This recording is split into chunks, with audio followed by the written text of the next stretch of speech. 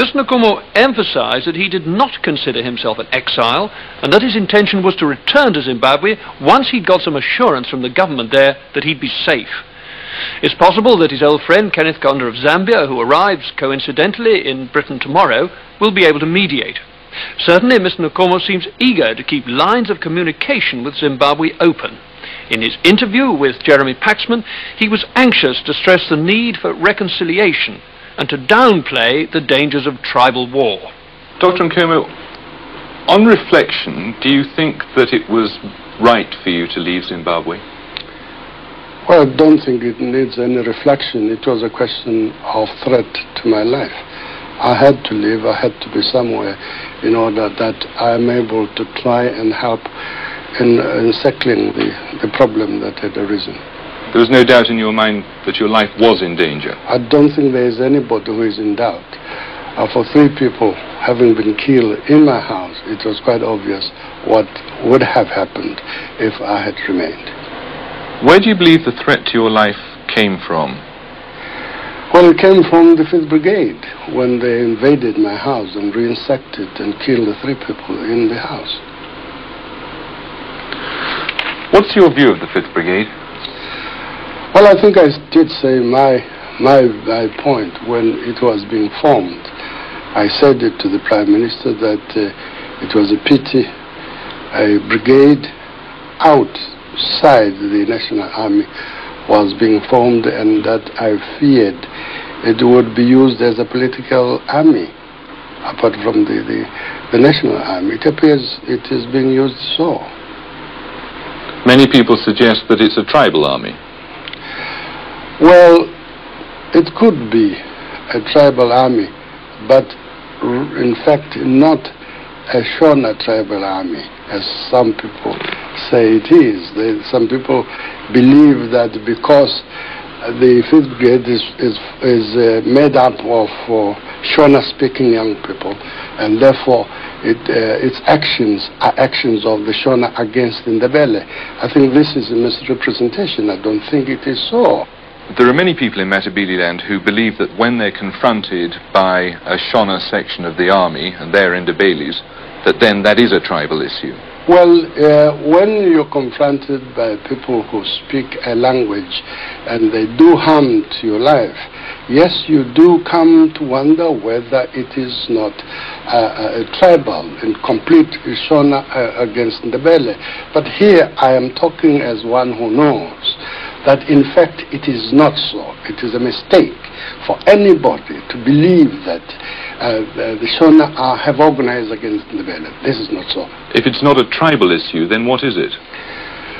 It could be a political issue, as I said earlier to the Prime Minister when it was being formed.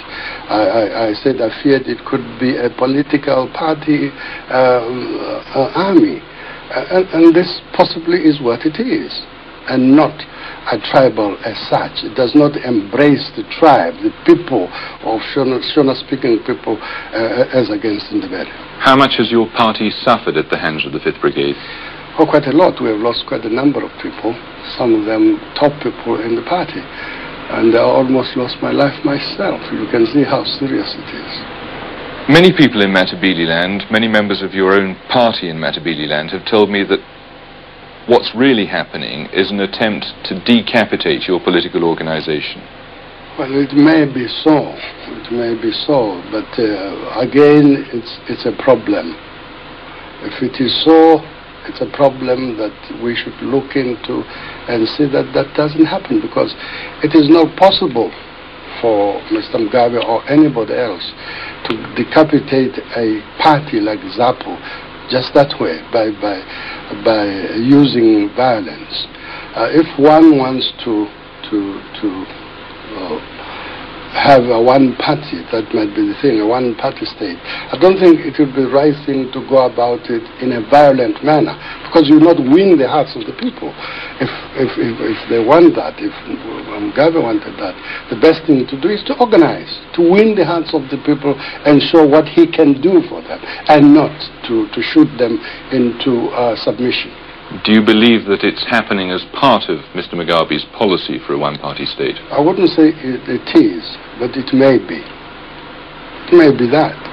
Do you concede that the government did have and does have a continuing security problem in Matabeleland? Well, the unfortunate thing is this, that the extent of the problem has never been revealed. That is unfortunate. I had tried to suggest to government that it was important to have a parliamentary select committee in order to discover the extent of the problem. But there's no disputing things like the kidnapping of the tourists, the kidnapping of white farmers, the murdering of white farmers, 4 killed only this weekend. Depends who kills them, you see. Who do you believe killed them? I don't know. This is what we have got to discover. Who kills them? Who kidnapped these people? The government claims that it's former Zebra fighters. Well, former Zebra, not Zebra. You see that? The difference between former Zebra. Who is responsible for former Zebra but government? Not ZAPU. So this is the position. The government claims that ZAPU supports the dissidents. No, this is a mistake. If the government believed that, as I said at home, if the government believed that, the best thing to do is to prove that it is so. This is why an inquiry was important, to establish that. But there is nothing established. Do you condemn the dissidents? I've condemned them several times at home. Do you condemn them now? Of course, yes. I mean, who would not condemn dissidents? The name dissident itself is outside the course, and therefore we condemn this type of thing. Why was it that Mr. Mugabe dismissed you from government? Oh no, we're not going to go back digging all graves. He would claim, I think, that it was because you didn't have a full, wholehearted commitment. No, I'm definitely wouldn't think that way. If there's anybody who pull his weight on that government, it was me.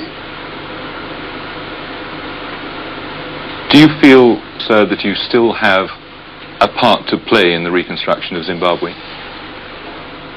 I think so, yes. As long as I'm leader of my party, I think I still have a part to play.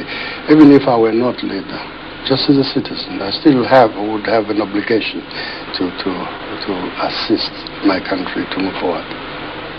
Is there any possibility at this time of an amalgamation between your party and Mr. Mugabe's party?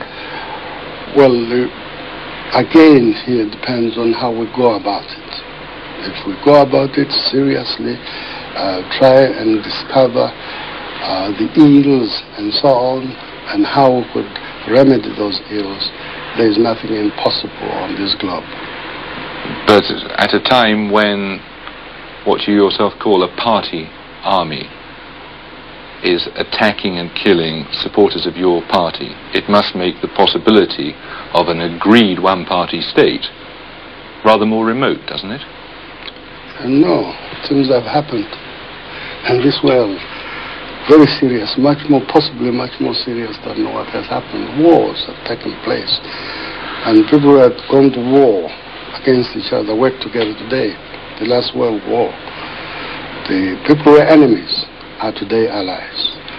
And it means people facing the problems and doing everything possible to try and resolve them. I think the people in Zimbabwe are capable of that, of looking back, seeing where they've gone wrong, go back to retrace their steps, if need be, so as to solve the problem of Zimbabwe. People are talking about the possibility of civil war in your country. No, I don't think that is correct.